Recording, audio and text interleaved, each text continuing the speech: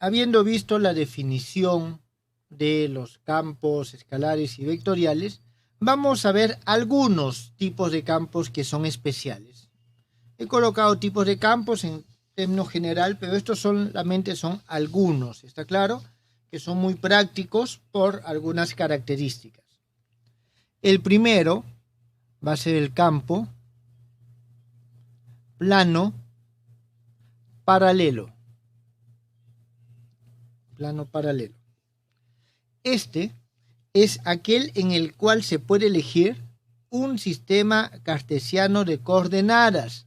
Cuando nos referimos al sistema cartesiano, normalmente es un sistema afín, ¿está claro? Entonces, es aquel en el cual se puede elegir un sistema cartesiano de coordenadas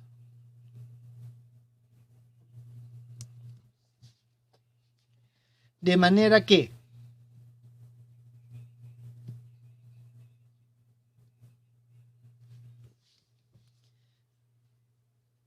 el vector del campo no dependa de una de las coordenadas.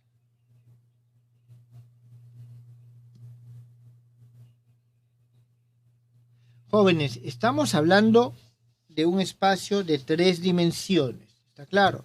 Entonces, como ejemplo, digamos, por ejemplo,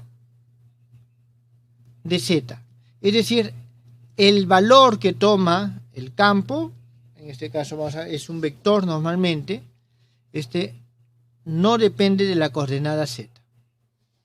¿Está bien? Entonces, nosotros vamos a tener lo siguiente. Por ejemplo, podemos poner que U es igual a un f de xy. Un momentito, aquí creo que en vez de vector vamos a poner valor, es lo más correcto. U de xy. Entonces, esto, jóvenes, es la representación de un campo escalar plano paralelo. No depende en lo absoluto de la tercera coordenada. ¿Está bien? Entonces vamos a ponerlo mejor así para precisarlo. Vamos a decir que este es el campo escalar, plano paralelo. Bien, voy a escribir exactamente lo mismo, pero para el campo vectorial. Aquí estaba confundiendo yo algunos conceptos. Aquí vamos a poner en lugar de campo escalar, vamos a poner nosotros campo vectorial. De manera que en este caso, ahora sí es el vector del campo no dependa de una de las coordenadas, por ejemplo z. ¿Está bien? Pero no solamente en este caso no debe depender de una de las coordenadas. Aquí hay una condición más. Y se encuentre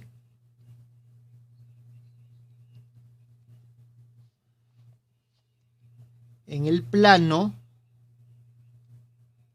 donde la coordenada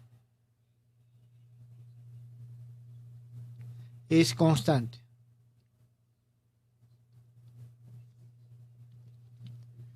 ¿Eso qué significa? Que nuestro campo vectorial, plano paralelo, va a ser una función de P y solamente XY, porque hemos puesto que como ejemplo no depende de Z, esto por Y, más Q de X, Y, J.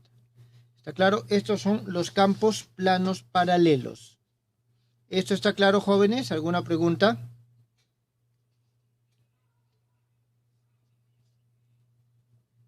Está claro, profesor. Una de las ventajas de estos planos, o estos campos planos paralelos, es que podemos estudiarlo en el plano. ¿Está bien? Podemos estudiarlo en el plano. Por eso es que muchas veces estos campos, en algunas literaturas se les llama simplemente campos planos. ¿Por qué no los llamo campos planos? Porque imagínense ustedes lo siguiente. Disculpen. Que tenemos una barra. ¿Está bien? Pero es una barra infinita. Es una barra infinita. Entonces, como esta es una barra infinita, nosotros vamos a ver lo siguiente. El valor que toma alguna magnitud acá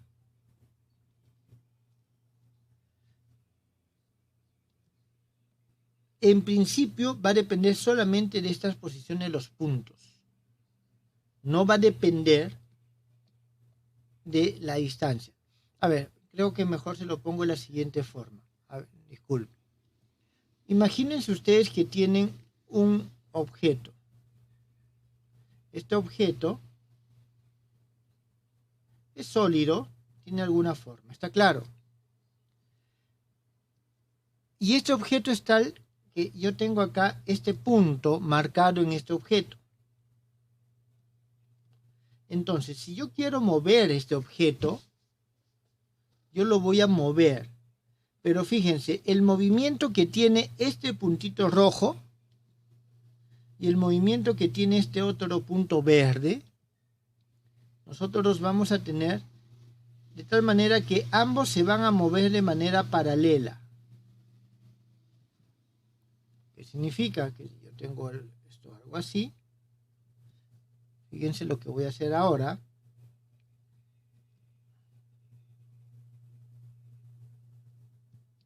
Si yo muevo este objeto y lo muevo a lo largo, el rojo a lo largo de la línea, el verde se mueve a lo largo de la misma línea.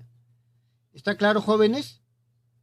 Entonces, en este caso, nosotros tenemos de que los movimientos de estos cuerpos, de estos puntos rojo y verde, son muy parecidos. Por lo tanto, si yo tengo que estudiar el movimiento de este cuerpo y se da por estas trayectorias de esta manera, me es suficiente estudiar el movimiento de uno. Entonces, en este caso, este uno puede ser que se esté moviendo a lo largo de una línea o a lo largo de un plano. Por eso se le llama campo plano. ¿Está claro?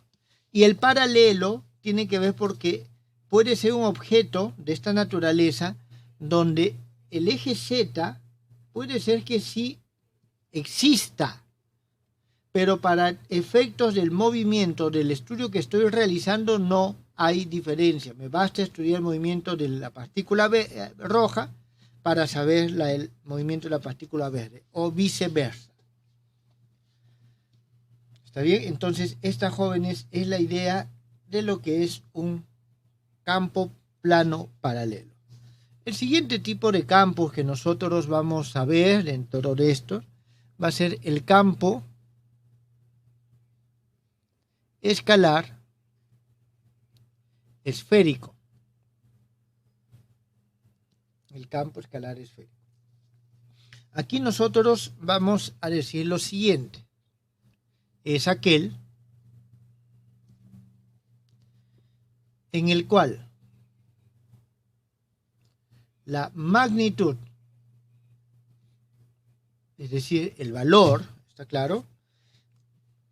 La magnitud escalar que determina el campo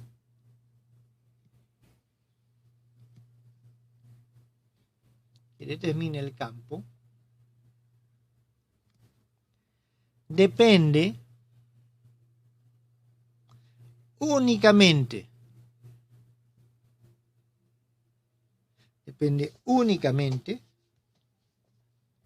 de la distancia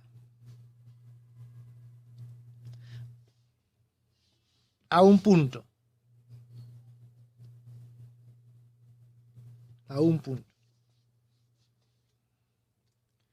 ¿Está bien? Desde el origen de coordenadas. En este caso nosotros tenemos un campo escalar esférico. ¿Está bien? ¿Eso qué significa? Que nosotros vamos a tener lo siguiente.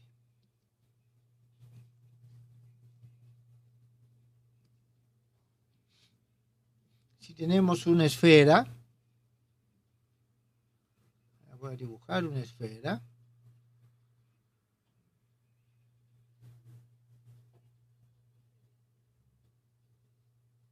Disculpen, sí, con esto es suficiente. Tenemos nosotros una esfera, ¿está bien? Entonces, en esta esfera nosotros vamos a hacer lo siguiente.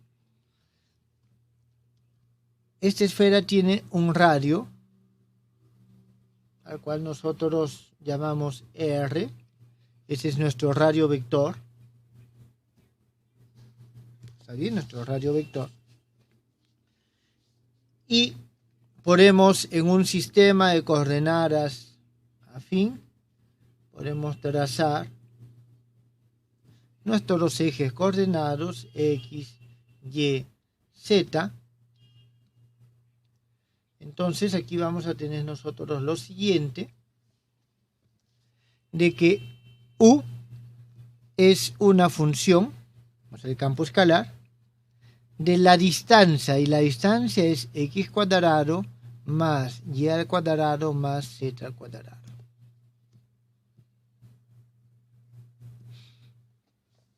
Entonces, esta es la forma que tiene un campo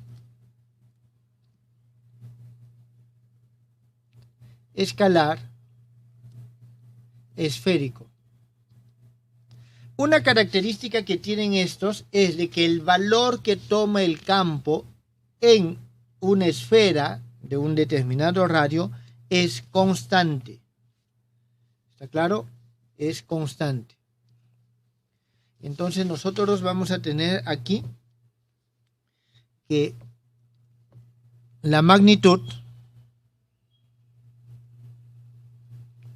del campo es constante en cada esfera.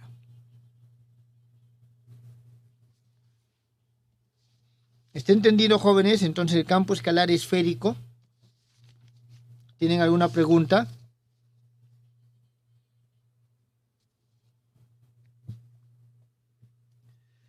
Bien, vamos a ver una definición más.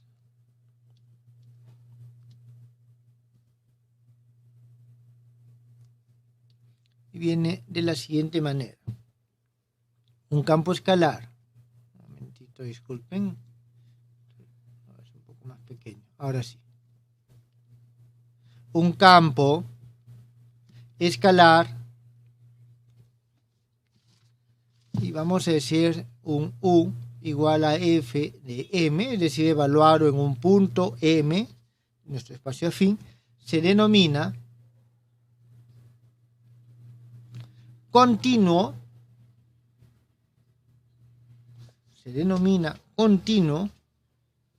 en el punto M sub 0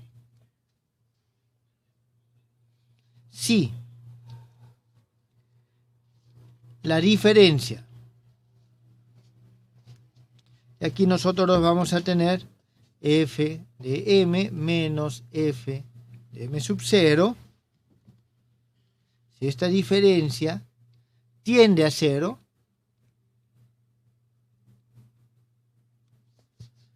si M tiende a ese M sub 0. Esa es la definición clásica de continuidad. ¿Está bien?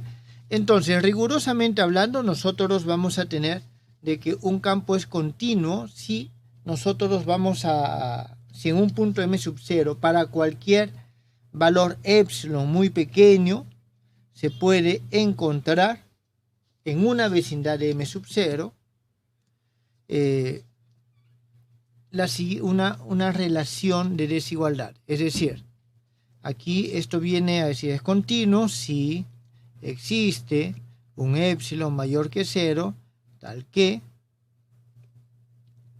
aquí tenemos f de m menos f de m sub 0 es menor que épsilon. ¿Está claro, jóvenes?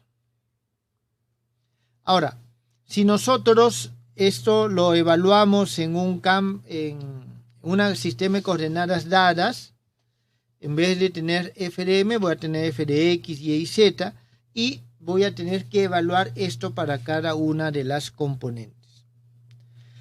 De manera análoga, nosotros vamos a tener para el caso vectorial menos a m sub 0, esto menor que épsilon. En este caso, si se cumple esto para cualquier épsilon que es mayor que 0, nosotros vamos a tener de que este campo vectorial es continuo en el punto m sub 0. ¿Está bien? Continuo en el punto m sub 0. ¿Alguna pregunta, jóvenes?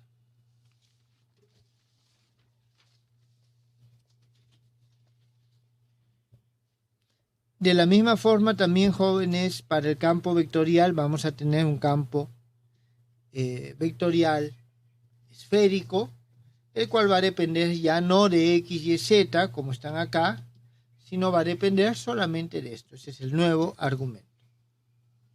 ¿Preguntas?